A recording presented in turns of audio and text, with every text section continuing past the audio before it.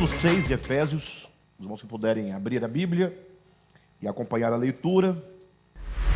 Capítulo 6, versículo 13 ao 20, que diz assim: Portanto, tomai toda a armadura de Deus, para que possais resistir no dia mau, e depois de teres vencido tudo, permanecer inabaláveis. Estai, pois, firmes, cingindo-vos com a verdade, e vestindo-vos da couraça da justiça, calçai os pés com a preparação do evangelho da paz, embraçando sempre o escudo da fé, com o qual podeis apagar todos os dardos inflamados do maligno. Tomai também o capacete da salvação e a espada do Espírito, que é a palavra de Deus, com toda oração e súplica, orando em todo o tempo no Espírito, e para isto vigiando com toda perseverança e súplica por todos os santos, e também por mim, para que me seja dada no abrir da minha boca a palavra, para com intrepidez fazer conhecido o mistério do Evangelho, pelo qual sou embaixador em cadeias, para que em Cristo eu seja ousado para falar como me cumpre fazê-lo. Glória a Deus, queridos. Última ministração baseada nessa epístola, nesse modelo de estudo indutivo de quarta-feira.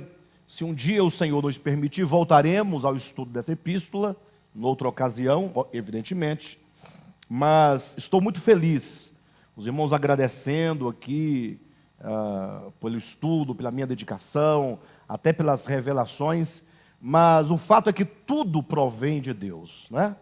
Tudo provém de Deus. Lógico, nós somos muito gratos aos pais, somos gratos aos irmãos, não é? Falando das ofertas, né? Agora há pouco, somos gratos aos irmãos que ofertam, ajudam a manter o ministério, somos gratos aos líderes da igreja que pregam a palavra com fidelidade, com empenho, né?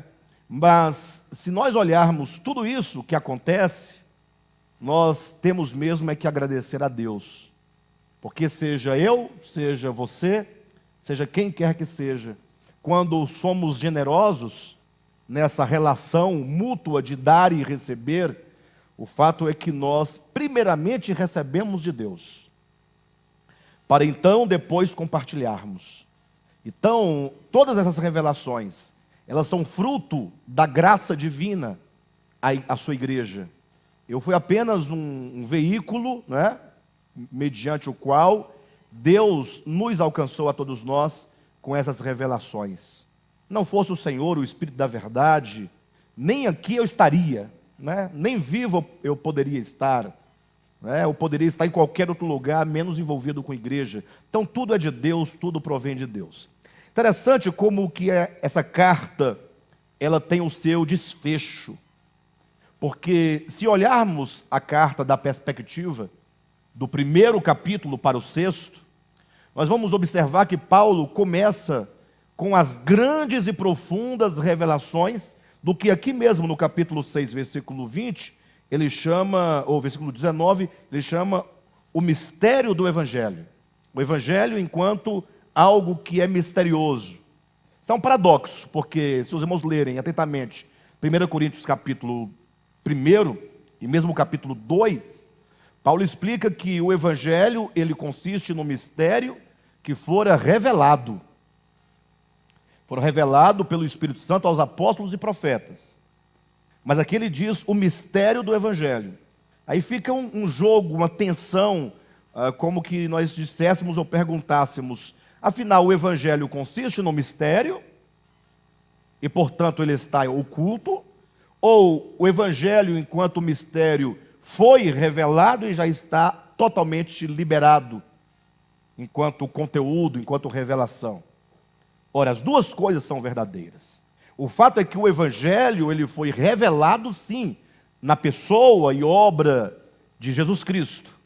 Jesus Cristo é o próprio Evangelho enviado por Deus, e, portanto, o Evangelho, ele foi aberto ao mundo, e ele está totalmente disponível, sobretudo, após a morte e ressurreição de Jesus. Vocês sabem que, após a ressurreição de Jesus, ele ficou 40 dias aqui na terra, se encontrando diariamente, constantemente com seus apóstolos, para lhes falar acerca do reino de Deus.